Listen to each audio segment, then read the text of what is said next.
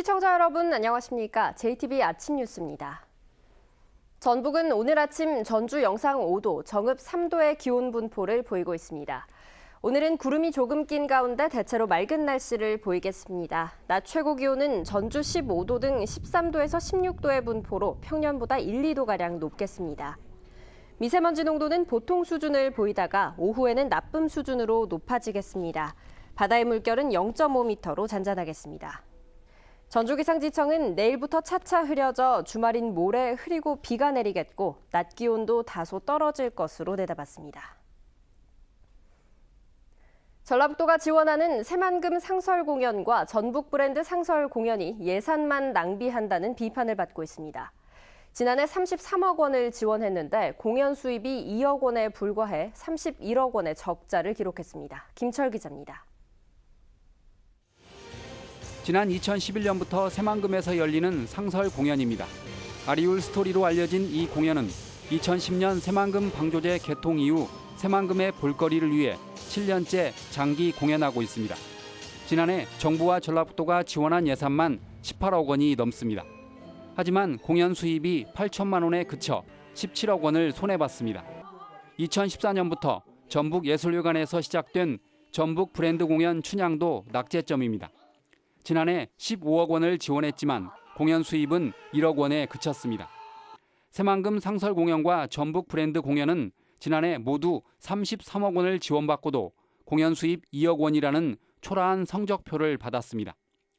지난해 적자만 31억 원으로 민간 사업이었다면 진작 퇴출됐을 경영 성과입니다. 전라북도는 긴급 대책팀까지 꾸려 개선책을 찾고 있지만 뾰족한 해법이 나오지 않고 있습니다. 관람객 확보가 더 중요하다고 보고요. 그 상설 공연의 수익에 대해서는 저희가 한 패스하고 연결하면서 적정 폭의 수익은 좀 올리려고 한번 노력을 해보려고 하고 있습니다. 몇 년째 해법을 찾지 못했다면 구조 조정을 고민하자는 반론도 적지 않습니다. 한번 시작한 사업이기 때문에 계속 추진해서는 안 된다는 겁니다. 새로운 방향, 다른 콘텐츠로 다시 한번 논의해볼 필요성이 있다. 두 개의 상설 공연은 대중성이 부족한 데다 홍보 효과도 크지 않습니다. 밑빠진 독에 물을 붓는다는 상설 공연을 예술의 고장 전북이라는 이유만으로 계속 끌고 가야만 하는지 찬반 논쟁이 뜨거워지고 있습니다. JTBC 뉴스 김철우입니다. 급식 비리 교장의 재임용 사태는 자진 사퇴로 마무리됐는데요. 이 과정에서 사립학교법 등 관련 법의 맹점이 여실히 드러났습니다. 이번 기회에 법 개정을 추진해야 한다는 목소리에 힘이 실리고 있습니다. 조창현 기자가 보도합니다. 급식 비리로 파면된 뒤 재임용된 교장은 끝내 자진 사퇴했습니다. 법적 절차에는 문제가 없지만 도덕적인 책임을 지겠다는 게 사퇴 이유였습니다. 처음 이 문제가 불거졌을 때 교육감도 법적인 제재 방안이 없다며 아쉬움을 호소했습니다. 우리나라 사립학교법은 사립학교를 보호하는 법이 아니고 사립학교 소유자를 보호하는 법입니다. 논란이 된 교장은 국가공무원법과 사립학교법의 맹점을 이용했습니다. 국가공무원법은 집행유예 기간이 끝나고 2년이 지나면 공무원 임용이 가능합니다. 사립학교법에도 파면되고 5년이 넘으면 학교장에 임명할 수 있게 돼 있습니다. 이 같은 법의 맹점을 이용해 4억 원이 넘는 급식비를 횡령해 파면됐지만 시간이 지나자 교장으로 복귀한 것입니다. 또 재단의 실질적인 소유자의 아들인 이 교장은 재단 이사장의 배우자나 직계 좀비속의 경우 교육청의 승인이 필요하다는 법 규제를 피하기 위해 재단 이사장을 교체하기도 했습니다. 따라서 이 사태를 계기로 사립학교법의 개정을 적극적으로 추진해야 한다는 목소리에 힘이 실리고 있습니다. 교육이 정상화되지 않으면요, 나머지 새로운 사회도 우리가 기대할 수가 없으니만큼 가장 큰 적폐라고 저희들은 좀 생각을 하고 있습니다. 사학법 개정에 온심을 다 쏟도록 하겠습니다. 시민사회단체는 사학법 개정과 함께 김승환 교육감의 핵심 공약이었던 사학 지원 조례도 빠른 시일 내에 제정할 것을 요구했습니다. JTBC 뉴스 조창현입니다. 쓰레기 처리 시설 운영을 두고 전주시의회와 주민들이 대립하면서 전주시 내 쓰레기 수거 차질이 넉 달째 되풀이되고 있는데요.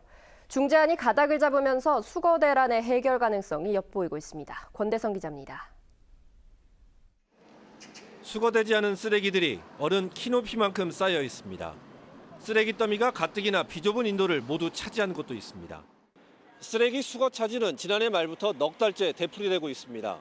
소각장 등 쓰레기 시설을 유치한 시설 주변 주민들과 전주시의회가 시설 운영을 두고 대립하고 있는 탓입니다. 시의회는 지난해 12월 조례를 바꿔 전주시가 주는 주민지원금의 현금 배분을 금지한 데 이어 주민 감시원 권한과 수혜 축소를 요구해 왔습니다. 반면 주민들은 전주시와 협약에 따른 정당한 지원이라고 맞서고 있습니다. 수거 대란이 길어지는 가운데 중재안이 가닥을 잡고 있습니다.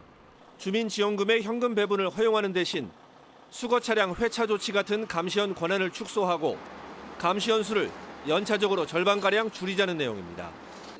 강경하던 시의회와 주민들도 긍정적으로 검토하겠다는 뜻을 내비치고 있습니다. 시민 불편이 너무 장기화되는 것 같아서 죄송스럽게 생각하고요. 소각장 분들도 힘들어하시는 것도 저희 잘 알고 있고 저희들도 거기에 발맞춰서 같이 해서 상생할 수 있는 길을 같이 노력하겠습니다. 전주시 쓰레기 수거 대란 사태가 최악은 피하자는 공감대 속에 해결의 기로를 막고 있습니다. JTB 뉴스 권대성입니다.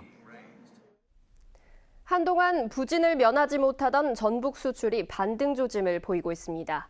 조선업의 그림자가 짙게 남아있지만 나머지 품목은 대부분 크게 신장하고 있고 대중국 수출도 1년 2개월 만에 최고치를 기록했습니다. 이승환 기자가 보도합니다. 분위기가 가장 뚜렷하게 호전되고 있는 품목은 자동차 부품입니다. 브라질과 러시아 수출 호조 등에 힘입어 전년 동기보다 67%나 신장했습니다. GM대우의 신차 발표라든가 이런 요인으로 그 내수 판매라든가 수출이 늘고 있고 전반적으로 자동차 업종은 좋아지는 추세에 있습니다. 선박 수출이 끊겨 총액은 4.6% 줄었지만 이를 제외하면 11.1% 성장해서 곤두박질하던 수출 실적이 바닥을 친 것으로 풀이됩니다. 자동차나 자동차 부품 등 우리 전라북도 주력 수출 품목이 바닥을 찍고 반등세로 접어들었다 이렇게 평가할 수 있는 긍정적인 신호들이 나타나고 있습니다. 조선과 종이 제품 정도를 뺀 10대 품목 대부분이 두 자릿수의 상승세를 기록했습니다. 사드 문제로 큰 우려를 낳고 있는 대중국 수출이 크게 늘어난 것도 고무적인 현상입니다. 합성 수지 등의 신장세로 55%나 증가하면서 지난달 중국 수출은 9천만 달러를 기록했습니다. 1년 2개월 만에 최고치입니다. 음식료나 화장품 업종에 피해가 있지만 도내 수출 품목이 소비자보다는 중국 기업이 가공을 해서 다시 수출을 하는 중간재의 비중이 훨씬 크기 때문입니다. 관계기관들은 이 같은 분위기에 따라 당분간 수출 실적이 꾸준히 개선될 것으로 전망하고 있습니다. 다만 한미 FTA 재협상이나 중국의 추가 조치가 나오면 악영향이 불가피한 만큼 관련 동향을 주의 깊게 살피고 있습니다. JTB 뉴스 이승환입니다. 세월호 참사 3주기가 한 달도 채 남지 않았는데요. 세월호 같은 사고를 막기 위해 대규모 해상 인명구조 합동훈련이 부안 앞바다에서 열렸습니다. 정원익 기자입니다. 부안 격포항을 떠난 여객선에서 갑자기 연기가 피어오릅니다. 해경 상황실에는 긴박한 목소리로 신고가 접수됩니다.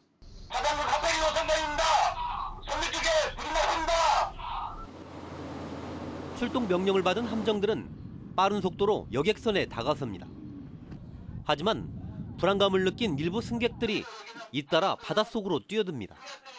선장님, 승객들의 안전 관리를 잘 하라고 지시했는데 어떻게 된 겁니까?